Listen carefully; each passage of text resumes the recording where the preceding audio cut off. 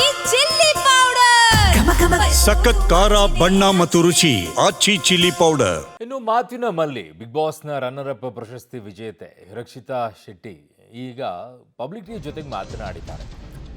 Big ಬಾಸ್ನಲ್ಲಿ ನಾನು ತಾಳ್ಮೆಯನ್ನ ಕಲ್ತಿದ್ದೇನೆ ಅಂತ ಹೇಳ್ತಾ ಇದ್ದಾರೆ. ನನ್ನ ಬಗ್ಗೆ ನನಗೆ ಕಾನ್ಫಿಡೆನ್ಸ್ ಇತ್ತು. ಪಬ್ಲಿಕ್ ಟಿವಿ ಜೊತೆಗೆ ರನ್ನರ್ ಅಪ್ ರಕ್ಷಿತಾ ಶೆಟ್ಟಿ ಮಾತನಾಡಿರೋದು. ಸೊ ತಾಳ್ಮೆಯನ್ನ ಕಲ್ತಿದ್ದಾರಂತೆ, ಬಟ್ ಅವ್ರಿಗೆ ಕಾನ್ಫಿಡೆನ್ಸ್ ಇತ್ತು ನಾನು ಗೆಲ್ತೀನಿ ಅನ್ನುವಂಥದ್ದು. ಬಟ್ ಅವರು ರನ್ನರ್ ಅಪ್ ಆಗಿದ್ದಾರೆ.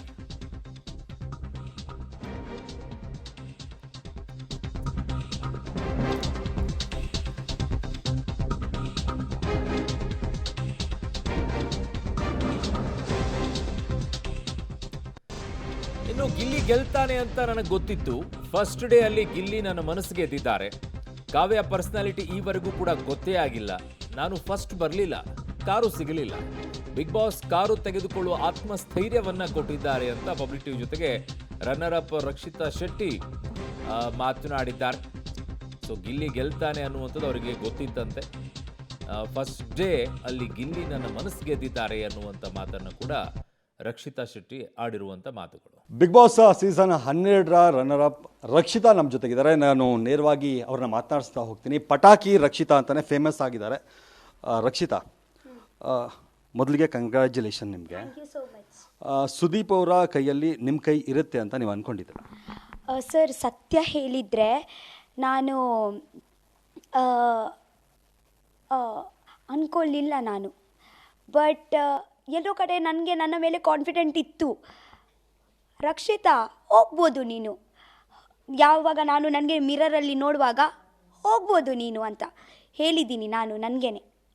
ನಾನು ನೋಡ್ತಿದ್ದೆ, ಅಂದರೆ ಕೈ ಹಿಡ್ಕೊಂಡಾಗ ನಿಮ್ಮ ಕೈನೇ ಗಮನಿಸ್ತಿದ್ರು ಸುದೀಪ್ ಸರ್. ನಿಮ್ಮ ಕೈನ, ಗಿಲ್ಲಿ ಕೈನ, ಅಂದರೆ ಶಿವರ್ ಆಗ್ತಿದಾರ, ಹೆಂಗಿದೆ ಅವರ ಪಲ್ಸ್ ಎಲ್ಲ? ಅದೇ ಜಸ್ಟ್ ಇಲ್ಲಿಯೇ ದಡ ದಡ ದಡ ಎಂತ ಎಂತ ಎಂತ ಇಲ್ಲಿಯೇ ಪಂಪ್ ಆಗಲಿಲ್ಲ, ಹೊಟ್ಟೆಲಿ ಕೂಡ ಪಂಪ್ ಆಗ್ತಾಯಿತ್ತು, ಗುಳುಗುಳು ಆಗ್ತಾಯಿತ್ತು ಎಲ್ಲೋ ಕಡೆ. ಸರ್, ಸತ್ಯ ಹೇಳ್ತೀನಿ, ಆ ಸಿಚುವೇಶನ್ ಉಂಟಲ್ವ ಸ್ಟೇಜಲ್ಲಿ ಸುದೀಪ್ ಸರ್ ಪಕ್ಕದಲ್ಲಿ ಕೈ ಇಟ್ಟು, ಅದೇ ಸುಲಭ ಇಲ್ಲ ಸರ್. ಅದೇ ಒಬ್ಬ ದೇವರೇ. Winning doesn't matter sir, first second doesn't matter, but ಆ ಪೊಸಿಷನಲ್ಲಿ ಹೋಗಲಿಕ್ಕೆ thank you so much guys ಅಂತ ಹೇಳ್ತೀನಿ ನಾನು. ಯಾಕೆಂದರೆ ಅವರೇ ನನಗೆ ಅವರ ಪಕ್ಕದಲ್ಲಿ ತಂದು ನಿಲ್ಲಿಸಿದ್ರು. ಸೊ ಎಷ್ಟು ಥ್ಯಾಂಕ್ ಯು ಹೇಳಿದರೆ ಕೂಡ ಕಮ್ಮಿಯೇ. ಹೆಂಗೆ ಅನ್ಸುತ್ತೆ ಈಗ ರನ್ನರ್ ಅಪ್ ಆಗಿರೋದು? ಯಾವ ಥರ ಫೀಲ್ ಆಗ್ತಿದ್ದೀರಿ? ನೀವೇ ಗೆಲ್ಲಬೇಕಿತ್ತು ಅನ್ಸೋದಾ, ಅಥವಾ ರನ್ನರ್ ಅಪ್ ಓಕೆ ಗಿಲ್ಲಿ ಗೆದ್ದಿದ್ದಾನೆ, ನಾನು ರನ್ನರ್ ಅಪ್ ಆಗಿದ್ದೀನಿ, ಆ ಥರದ ಖುಷಿ? ನಾವು ಆ್ಯಕ್ಚುಲಿ ಇಬ್ಬರು ವಿನರೇ. ಟ್ರಾಫಿ ಒಂದಿತ್ತು, ಓಕೆ ಅವರಿಗೆ ಸಿಕ್ಕಿದ್ದು, ಬಟ್ ನಾವು ಇಬ್ಬರು ವಿನರೇ. ಅಂದರೆ ಎಲ್ಲರೂ ವಿನರೇ ಒಂದೊಂದು ವೇ ಅಲ್ಲಿ. ಸೊ ನನಗೆ first second third fourth fifth six matter ಆಗಲಿಲ್ಲ. ಅಷ್ಟು ಖುಷಿ ಆಯಿತು ನನಗೆ. ಹೇಗಿತ್ತು ಅಂದರೆ ಪೂರ್ತಿ ನಿಮ್ಮ ಬಿಗ್ ಬಾಸ್ ಜರ್ನಿ ಹೇಳೋದಾದರೆ ಒಂದು ಸ್ವಲ್ಪ ವರ್ಡ್ಸಲ್ಲಿ ಹೇಳೋದಾದರೆ ಹೆಂಗೆ ಇದು ಮಾಡ್ತೀವಿ? ಸರ್, ಬಿಗ್ ಬಾಸ್ ಜರ್ನಿ ಅಂದರೆ ನಾನು ಇವತ್ತೇ ಎಂತ ನಾವು ಇವತ್ತೇ 30 ಇಯರ್ಸ್ ನಾವು ಇವತ್ತೇ ಬದುಕ್ತೀವಿ ಅಲ್ವಾ, ಅದು ಎಲ್ಲ ನಮಗೆ ಒಂದು 100 ದಿವಸ ಅಲ್ಲಿ ಗೊತ್ತಾಯಿತು. ಮುಂಚಿನ ಫುಲ್ ಒಂದು ಎಷ್ಟು ವರ್ಷದಿಂದ ನಾನು ಬದುಕಿ ಬಂದಿದ್ದೀನಲ್ವ, ಅದು ಎಲ್ಲ ನನಗೆ ಜಸ್ಟ್ 3 ತಿಂಗಳಲ್ಲಿ ನಾನು ಬದುಕಿದ್ದೀನಿ. ಯಾಕೆಂದರೆ ಒಂದು ದಿವಸ ಅಲ್ಲಿ 1 ವರ್ಷ ಹಾಗೆ ಗೊತ್ತಾಯ್ತಾ. ಬಿಗ್ ಬಾಸ್ ಮನೆ ಬಟ್ ಅಷ್ಟು ಸುಲಭ ಇರಲಿಲ್ಲ.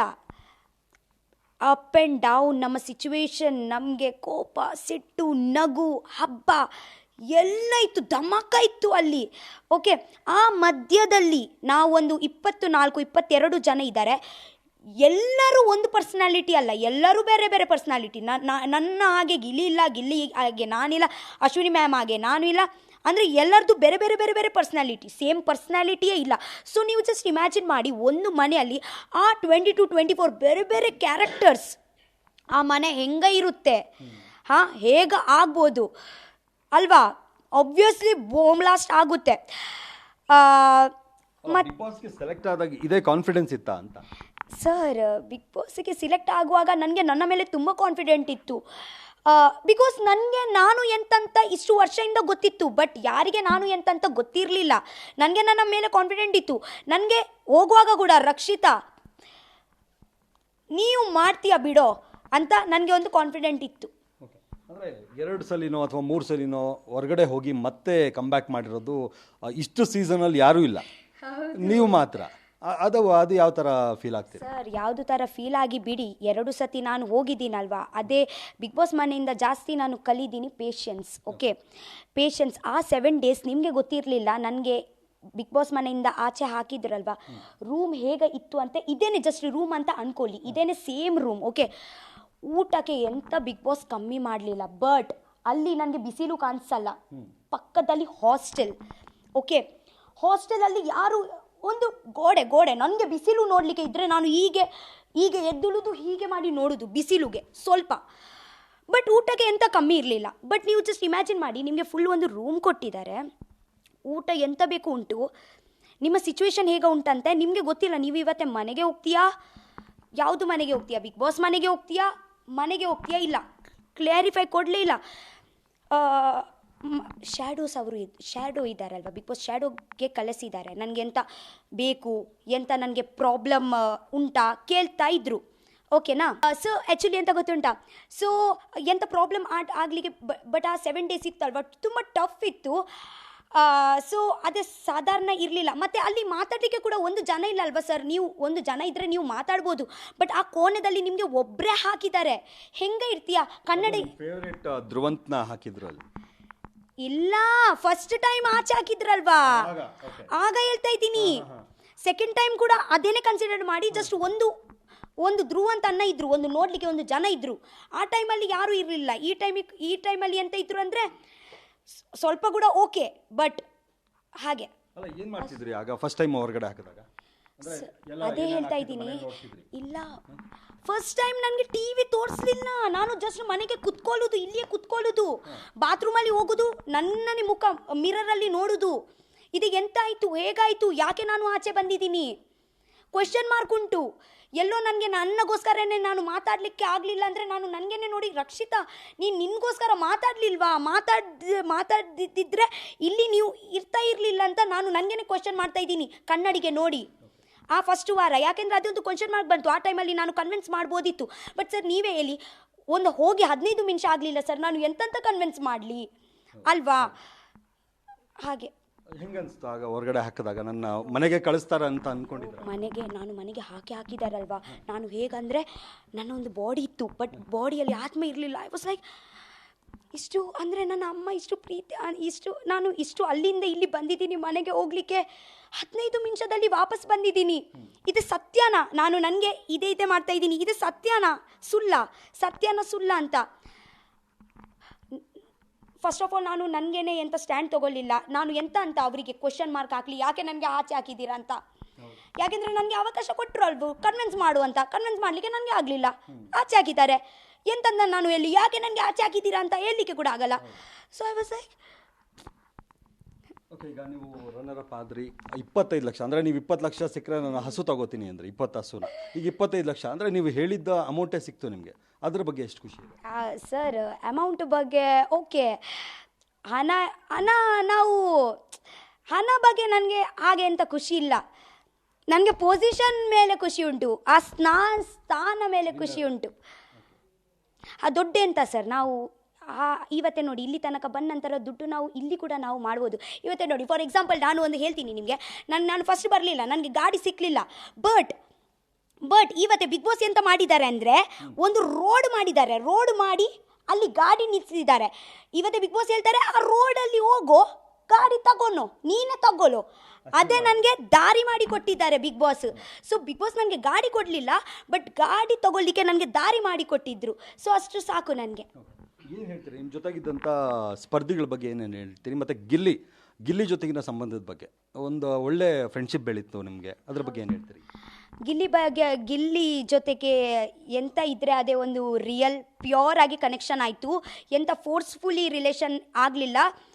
ಟೈಮ್ ಹೋಯ್ತು, ರಿಲೇಷನ್ಶಿಪ್ ಅಷ್ಟು ಸ್ಟ್ರಾಂಗ್ ಆಗ್ತಾ ಹೋಯ್ತು. ಬಟ್ ಅಂದರೆ ಗಿಲ್ಲಿ ನನಗೆ ಒಳ್ಳೆ ಫ್ರೆಂಡು ಅಂತ ಯಾವಾಗ ಅನ್ಸಕ್ಕೆ ಶುರು ಆಯ್ತು ನಿಮಗೆ? ಯಾವಾಗಂತ ಗೊತ್ತಿಲ್ಲ ಸರ್. ಫಸ್ಟ್ ಡೇ ಅಲ್ಲಿ ಅವರಿಗೆ ನೋಡುವಾಗ, ಫಸ್ಟ್ ಡೇ ಅಲ್ಲಿ ಮನೆಗೆ ಹೋಗುವಾಗ ನಾನು ಕನ್ವಿನ್ಸ್ ಮಾಡಬೇಕಲ್ವ, ಅಲ್ಲಿಯೇ ನನಗೆ ನೋಡಿ ಹೇಳ್ತಾ ಇದ್ರೆ ಟೆನ್ಷನ್ ಮಾಡಬೇಡ ಆಗುತ್ತೆ. ಅದರಲ್ಲಿಯೇ ನನಗೆ ಅನಿಸ್ತು, ಇಸ್ ಲೈಕ್ ಅಲ್ಲಿಯೇ ನನ್ನ ಮನಸ್ಸು ಗೆದ್ರು ಗೆದ್ದರು ನಿಮ್ಮ ಮನಸ್ಸಿಗೆ ಗೆದ್ದಿದ್ದಾರೆ. ಹಾಂ, ಗೆದ್ದಿದ್ದಾರೆ. ಅಂದರೆ ಈಗ ಇಲ್ಲಿಯವರೆಗೂ ಇದ್ದಿದ್ದ ಸ್ನೇಹ ಒಂಥರ, ಈಗ ಯಾವ ಥರ ಕಂಟಿನ್ಯೂ ಮಾಡ್ತೀರಿ ಅಂತ? ಈಗ ಒಂದೇ ಮನೆಯಲ್ಲಿ ಇದ್ರಿ ನೀವೆಲ್ಲ, ಈಗ ಹೊರಗಡೆ ಬೇರೆ ಬೇರೆ ಕಡೆಗಳಲ್ಲಿ ಇರಬೇಕು, ಯಾವ ಥರ ಕಂಟಿನ್ಯೂ ಆಗುತ್ತೆ ನಿಮ್ಮ ಫ್ರೆಂಡ್ಶಿಪ್? ಸರ್, ನಾನು ಆ್ಯಕ್ಚುಲಿ ಎಂತ ಎಕ್ಸ್ಪೆಕ್ಟ್ ಮಾಡಲ್ಲ ಇವತ್ತೆ ಫ್ರೆಂಡ್ಶಿಪ್ಪಲ್ಲಿ. ಯಾಕೆಂದರೆ ಅಂದರೆ ಮಾಡಲಿಕ್ಕೆ ಇದ್ದರೆ ಮಾಡ್ತಾರೆ, ಆಗುತ್ತೆ. ಸೊ ಫೋರ್ಸ್ಫುಲಿ ಇವಾಗ ಬೇಡ. ಫಸ್ಟೇ ನಾನು ಅಲ್ಲಿ ಮನೆಯಲ್ಲಿ ಅದೇ ಫೋರ್ಸ್ಫುಲಿ ಅನಿಸ್ಬೋದು, ಓಕೆ, ಬಿಕಾಸ್ ನನ್ನ ಕಡೆಯಿಂದ ಅದೇ ಒಂದು ಇದಾಯಿತು, ಪ್ಯೂರ್ ಇತ್ತು. ಬಟ್ ಎಲ್ಲೋ ಕಡೆ ಮುಂಚೆ ಹೋದರೆ ಅದೇ ಒಂದು ಪ್ಯೂರಿಟಿ ಇದ್ದರೆ ಒಬ್ವಿಯಸ್ಲಿ ಕಂಟಿನ್ಯೂ ಆಗುತ್ತೆ ಸರ್. ನನಗೆ ಅಂತ ಫೋರ್ಸ್ ಮಾಡಲಿಕ್ಕೆ, ಎಫರ್ಟ್ಸ್ ಆಗಲಿಕ್ಕೆ ಇವತ್ತೆಂಥ ಅವಶ್ಯಕತೆ ಇಲ್ಲ. ಆಟೋಮ್ಯಾಟಿಕ್ಲಿ ಅದೇ ಆಗುತ್ತೆ, ಫ್ರೆಂಡ್ಶಿಪ್ ನಡೆಯುತ್ತೆ, ಮಾತಾಡಿದ್ರೆ ಆಗುತ್ತೆ. ಸೊ ನಾನು ಜಸ್ಟ್ ಎಕ್ಸ್ಪೆಕ್ಟ್ ಕೂಡ ಮಾಡಲ್ಲ, ನನ್ನಿಂದ ಕೂಡ ನಾನು ಟ್ರೈ ಮಾಡ್ತೀನಿ. ಓಕೆ, ನಿಮ್ಮ ಸ್ಪರ್ಧಿಗಳ ಬಗ್ಗೆ ಹೇಳೋದಾದರೆ, ಅಂದರೆ ಒಬ್ಬೊಬ್ಬರ ಬಗ್ಗೆ ನೀವು ಮಾತಾಡೋದಾದರೆ ಏನು ಹೇಳ್ತೀರಿ ಅಂತ? ಒಬ್ಬೊಬ್ಬರೇ ಸರ್. ಅವ್ರ ಬಗ್ಗೆ ಸರ್, ಎಲ್ಲರಿಗೆ ಒಂದು ಡಿಫ್ರೆಂಟ್ ಪರ್ಸ್ನಾಲಿಟಿ ಉಂಟು ಸರ್. ಅವರು ಒಂದು ಅವಳಿಗೆ ಅಂತ ಹೇಳೋದು, ಅವಳು ಗುಬ್ಬೆ, ಅವರೊಂದು ಗೂಬೆ ಹಾಗೆ, ಕಾಕ್ರೋಚ್ ಗೂಬೆ ಹಾಗೆ. ಓಕೆ, ಇನ್ನು ಗಿಲ್ಲಿ ಬಗ್ಗೆ? ಗಿಲ್ಲಿ ತುಂಬ ಲೈವ್ಲಿ, ಎಂಟರ್ಟೈನರ್, ಕಾಮಿಡಿ. ಅದು ಬಿಟ್ಟ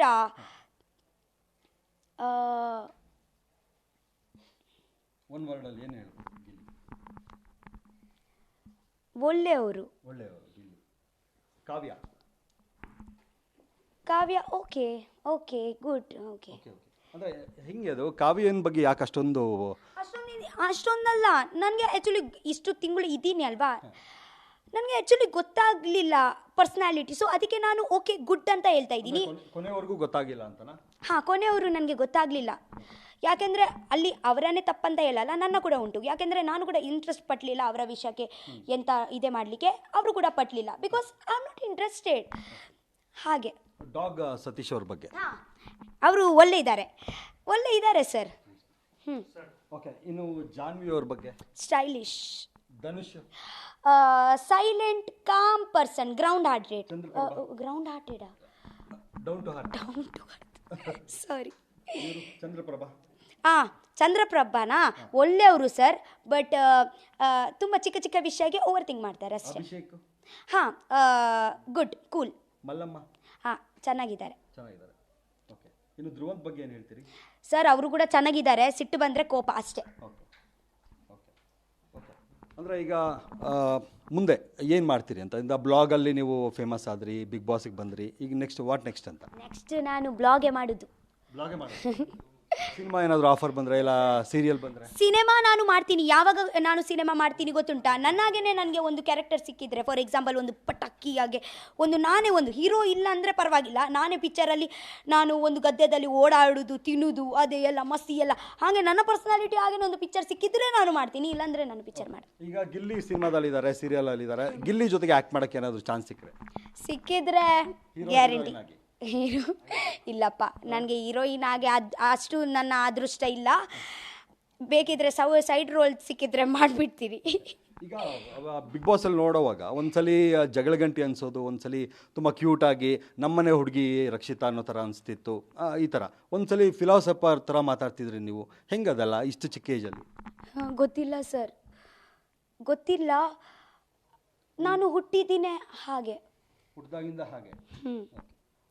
ನನ್ನ ಅಮ್ಮ ಕೂಡ ಚಿಕ್ಕ ವಯಸ್ಸಲ್ಲಿ ಹೇಳ್ತಾರೆ, ಯಾಕೆ ಹೀಗೆ ಮಾಡ್ತೀಯಾ, ಅಜ್ಜಿ ಹಾಗೆ ಯಾಕೆ ಮಾತಾಡ್ತೀಯಾ, ನಿಮ್ಮ ಏಜ್ ತಕ್ಕ ಮಾತಾಡು.